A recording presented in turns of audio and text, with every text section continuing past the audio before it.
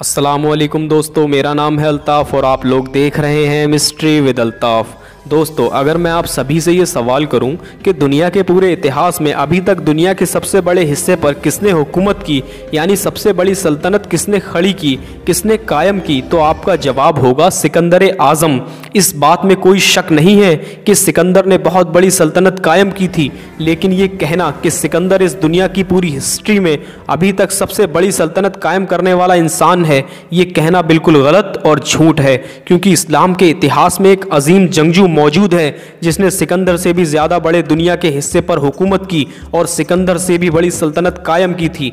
इस्लामी इतिहास के इस योद्धा ने अपने दौर में ऐसे ऐसे रूल्स और सिस्टम्स बनवाए थे जो आज तक पूरी दुनिया के सभी मुल्कों में लागू हैं। अपने आप को सुपर पावर कहने वाले देश भी उस महान इस्लामी योद्धा के सिस्टम के मोहताज हैं और वो उन सारे सिस्टम्स को फॉलो करते हैं जो उस महान योद्धा ने बनाए थे। दोस्तों, मैं बात कर रहा हूँ इस्लाम के दूसरे खलीफा हज़रत उमर बिन ख़त्ताब के बारे में। आज की इस वीडियो में मैं आपको बताऊंगा कि हज़रत उमर बिन ख़त्ताब कौन थे और हम ये सबूती तौर पर भी जानेंगे कि हज़रत उमर बिन ख़त्ताब सिकंदर से भी ज़्यादा महान और बड़े सिपहसालार यानी हुक्मरान कैसे थे और कैसे बने। दोस्तों, इस वीडियो में आप उन सारे सिस्टम्स और पॉलिसीज़ के बारे में भी जानेंगे जो हज़रत उमर बिन ख़त्ताब ने बनाए थे, जिनको आज खुद को सुपर पावर कहने वाले मुल्क भी फॉलो कर रहे हैं। दोस्तों, वीडियो शुरू करने से पहले मेरी आपसे गुजारिश है कि वीडियो को एंड तक ज़रूर देखें और हमारे चैनल मिस्ट्री विद अल्ताफ़ को ज़रूर सब्सक्राइब करें। हज़रत उमर की पैदाइश लगभग 583 या 584 ईस्वी को मक्का शहर में हुई थी, जो सऊदी अरब का एक शहर है।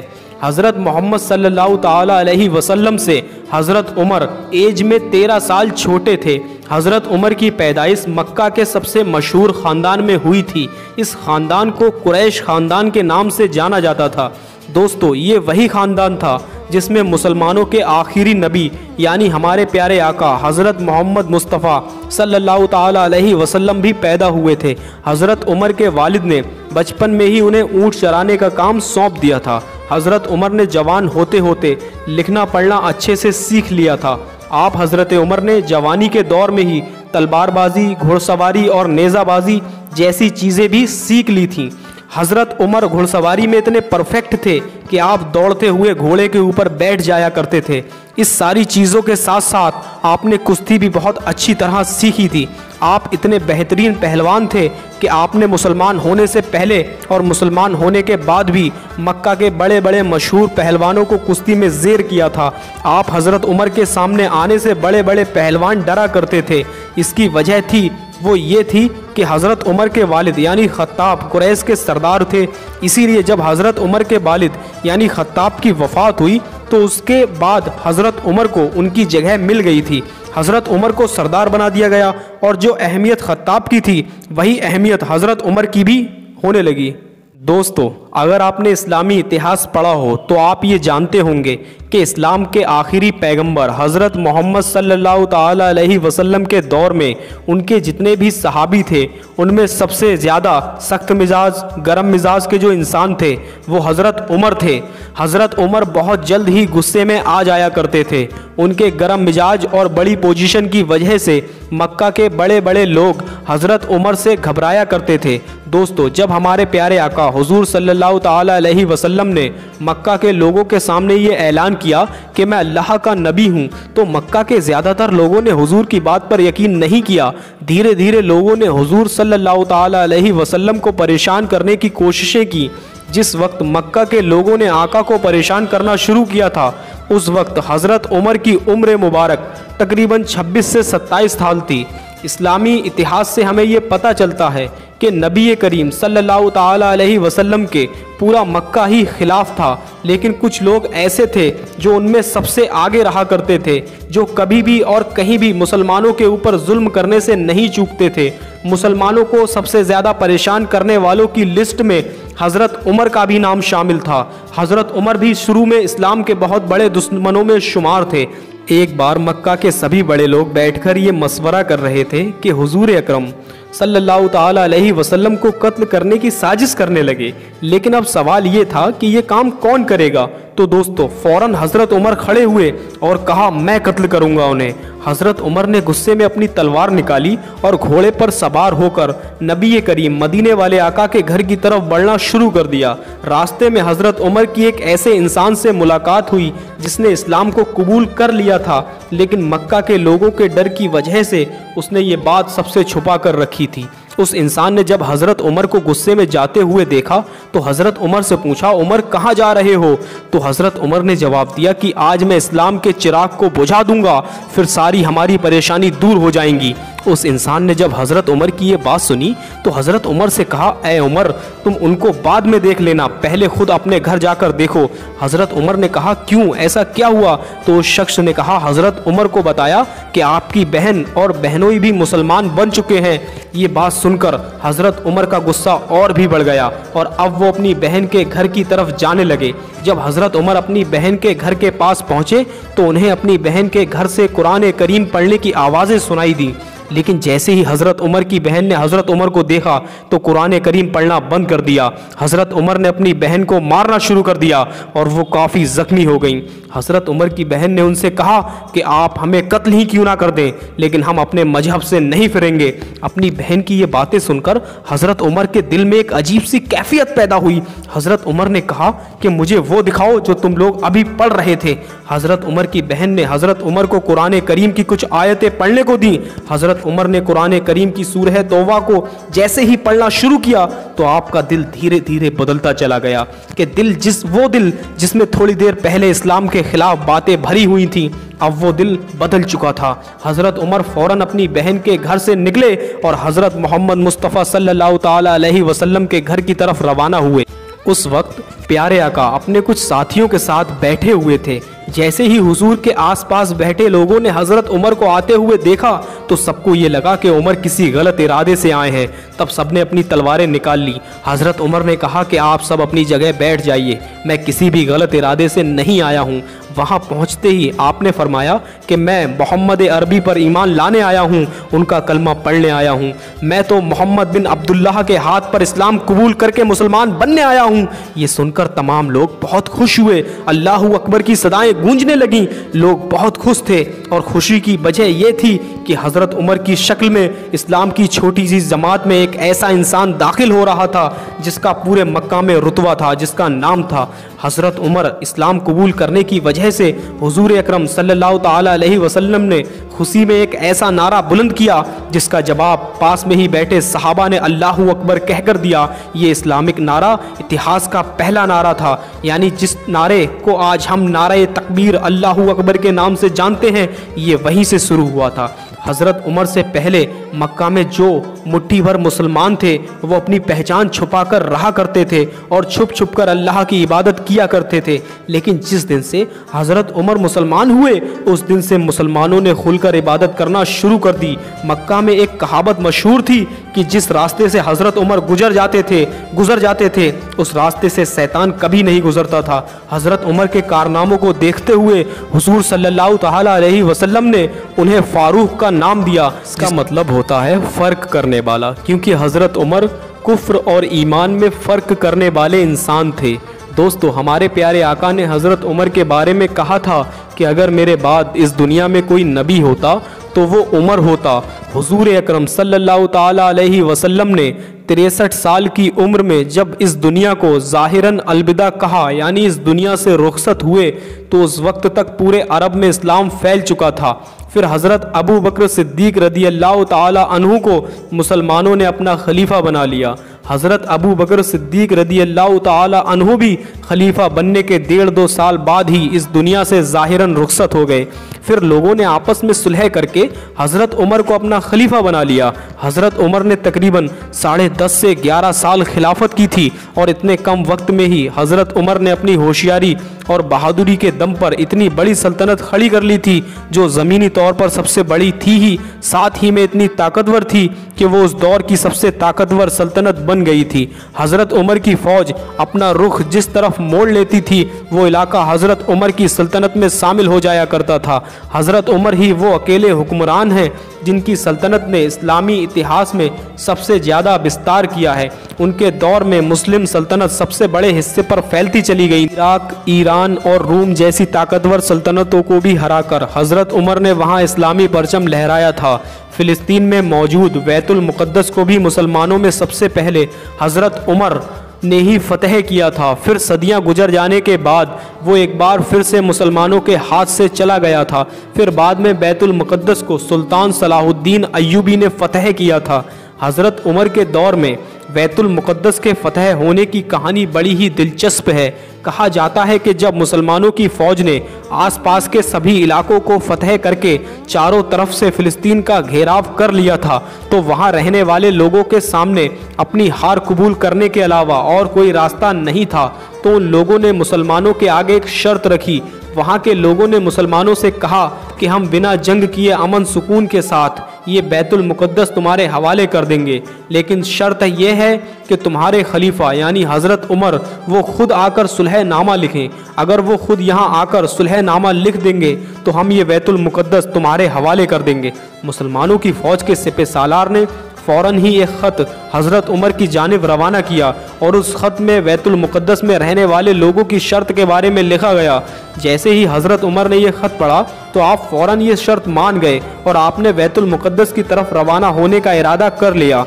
हज़रत उमर ने अपनी जगह हज़रत मौला अली को खलीफा बनाया और ख़ुद एक ऊँट और एक ग़ुलाम के साथ फ़िलिस्तीन की तरफ चल दिए। मदीने से फ़िलिस्तीन का सफ़र काफ़ी लंबा था और हज़रत उमर और उनके ग़ुलाम के पास एक ही ऊँट था, इसलिए वो दोनों बारी बारी से सफ़र कर रहे थे। कुछ देर हज़रत उमर ऊँट पर बैठते और उनका ग़ुलाम ऊँट की लगाम पकड़कर आगे आगे पैदल चलता रहता। जब कुछ दूरी का रास्ता तय हो जाता तो हज़रत उमर ऊँट से नीचे उतरते और अपने ग़ुलाम को ऊँट पर बिठा देते और ऊँट की लगाम अपने हाथ में लेकर पैदल चलते हुए सफ़र तय करते। मदीने से फ़िलिस्तीन तक का सफ़र दोनों ने इसी तरह तय किया। जब ये लोग फ़िलिस्तीन में दाखिल हुए तो उस वक्त ऊँट पर बैठने की बारी हज़रत उमर के ग़ुलाम की थी। फ़िलिस्तीन के लोगों ने जब इन दोनों को देखा तो उन लोगों को ये महसूस हुआ कि जो ऊँट के ऊपर बैठा है वही हज़रत उमर हैं और जो आगे आगे पैदल चल रहा है वो हज़रत उमर का ग़ुलाम है, जबकि सच इसके बिल्कुल उल्टा था। यानी पैदल जो चल रहे थे वो हज़रत उमर थे और जो ऊँट पर बैठा था वो हज़रत उमर का ग़ुलाम था।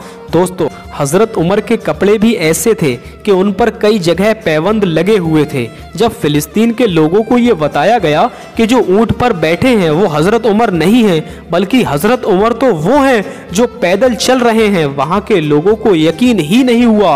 और उसकी वजह थी कि एक ऐसा इंसान जो अपने दौर की सबसे बड़ी सल्तनत का खलीफा है, हुक्मरान है और वो इस तरह की ज़िंदगी जीता है, ये यकीनन हैरान कर देने वाली बात थी। आप हज़रत उमर ने वहाँ जाकर सुलहनामा लिखा और उन तमाम लोगों को उनकी ज़िंदगी की ज़मानत दी और इस तरह बैतुल मुक़द्दस को फ़तह कर लिया।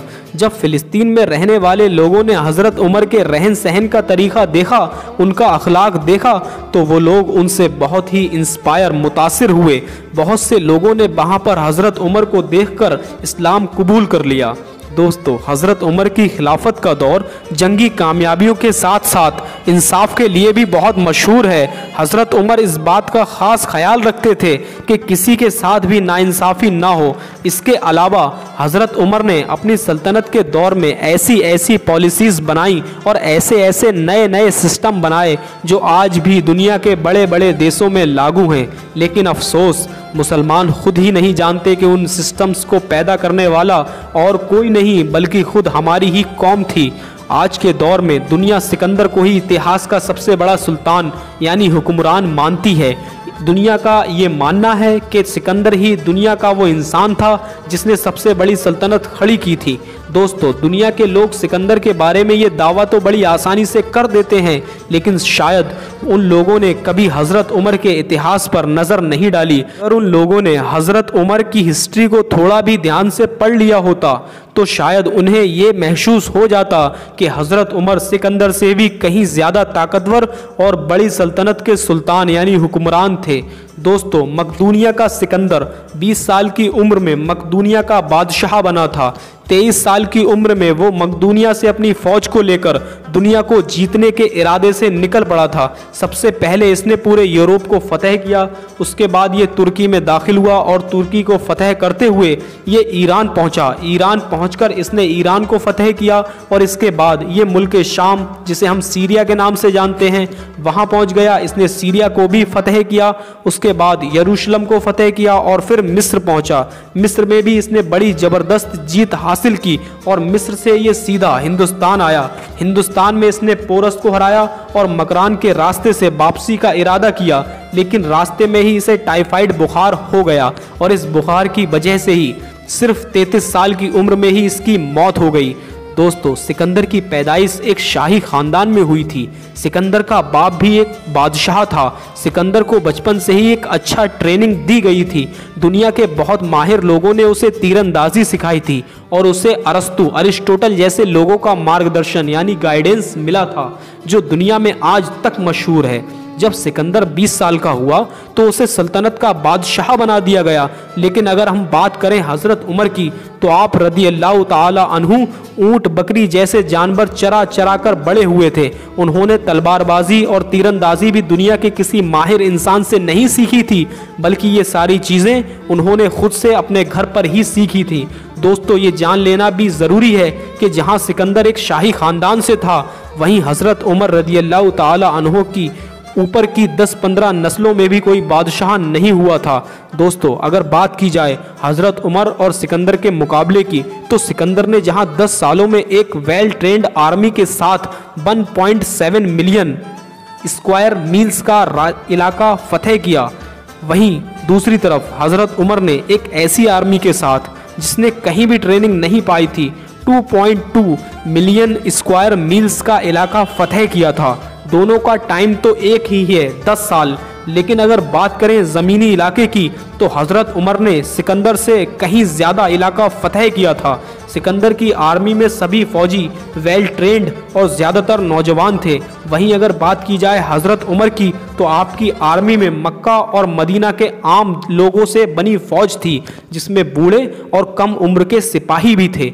इन सभी बातों से ये मालूम होता है कि सिकंदर के बारे में हमें जो भी बताया गया है कि वो सबसे बड़ी सल्तनत का सुल्तान था, तो ये बात बिल्कुल गलत है।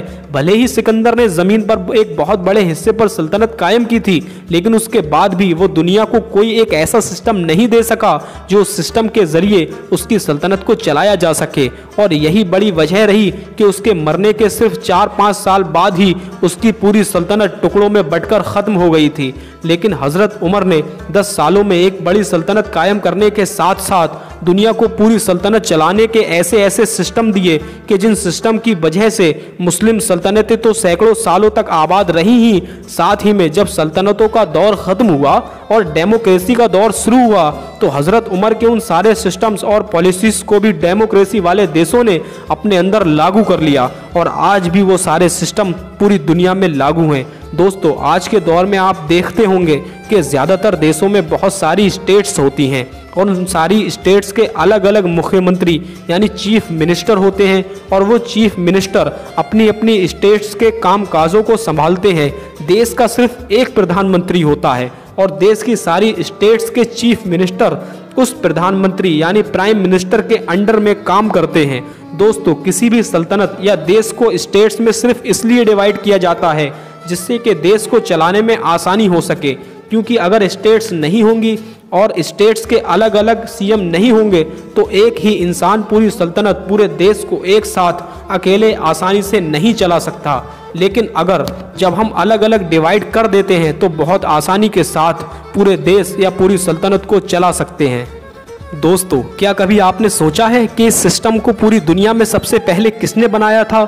जहां तक मैं समझता हूं आपने इतना सोचने की जहमत नहीं उठाई होगी, तो चलिए मैं आपको बताता हूं।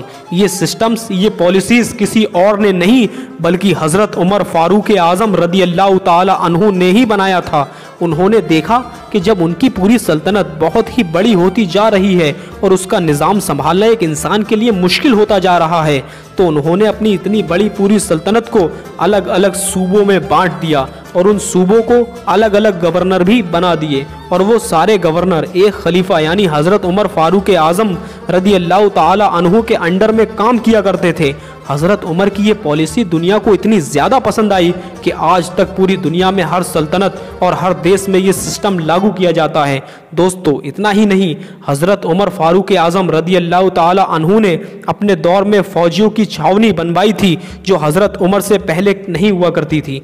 आज के दौर में दुनिया में जो जेल का सिस्टम है वो भी हज़रत उमर फारूक आज़म रदी अल्लाह ताला अन्हु का ही दिया हुआ है।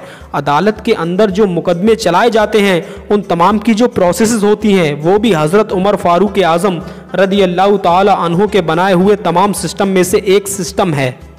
दोस्तों, पुलिस सिस्टम भले ही हज़रत उमर से पहले हुआ करता था, लेकिन आज के दौर में जो पुलिस थाने हैं उनकी शुरुआत भी उन्हीं के दौर में हुई। जो इस्लामिक कैलेंडर है जिसे हम हिजरी के नाम से जानते हैं वो भी हज़रत उमर फारूक आज़म रदी अल्लाह ताला अन्हु के ही दौर में शुरू किया गया था, जबकि इसकी तारीख़ को उस वक्त से जोड़ दिया जाता है जब अल्लाह के नबी हज़रत मोहम्मद सल्लल्लाहु ताला अलैहि वसल्लम ने मदीने में हिजरत की थी। हज़रत उमर ने एक ऐसा सिस्टम तैयार करवाया था कि जब भी किसी इंसान के कोई सरकारी ओहदा दिया जाता था तो पहले ही उसकी प्रॉपर्टी लिखित में चेक कर ली जाती थी और फिर बाद में बीच बीच में उसकी प्रॉपर्टी को चेक किया जाता रहता था। जैसे ही किसी इंसान की प्रॉपर्टी हद से ज़्यादा बड़ी हुई महसूस होती थी तो उसके खिलाफ कार्यवाही की जाती थी ताकि कोई भी इंसान अपने ओहदे का फ़ायदा उठाकर, अपनी पोजीशन का फ़ायदा उठाकर कमज़ोर और मजबूर इंसान से रिश्वत ना ले सके। हज़रत उमर जो भी कपड़े पहना करते थे उनमें से कोई भी ऐसा कपड़ा हज़रत उमर के पास मौजूद नहीं था कि जो फटा हुआ ना हो या जिस पर पैबंद लगे ना हो। दोस्तों, हज़रत उमर दुनिया के पहले ऐसे खलीफा थे जो ये कहा करते थे कि अगर मेरी सल्तनत में कोई कुत्ता भी भूख से मर जाएगा तो उसका जवाब क़यामत के दिन उमर को देना होगा। हैरत की बात यह है कि हज़रत उमर 10 साल दुनिया की सबसे बड़ी सल्तनत के खलीफा रहे, लेकिन फिर भी उसके बावजूद जब आपका इंतकाल हुआ तो आपके ऊपर कर्जा था, लिहाजा आपकी वसीयत के मुताबिक आपका जो पुराना घर था उसको बेचकर आपका कर्जा अदा किया गया। दोस्तों, अगर आपको वीडियो पसंद आई हो तो वीडियो को लाइक करें और अगर आप हमारे चैनल मिस्ट्री विद अल्ताफ पर नए हैं तो चैनल को ज़रूर सब्सक्राइब करें। फिर मिलते हैं किसी नेक्स्ट वीडियो में नए टॉपिक के साथ। तब तक के लिए खुदा हाफिज़।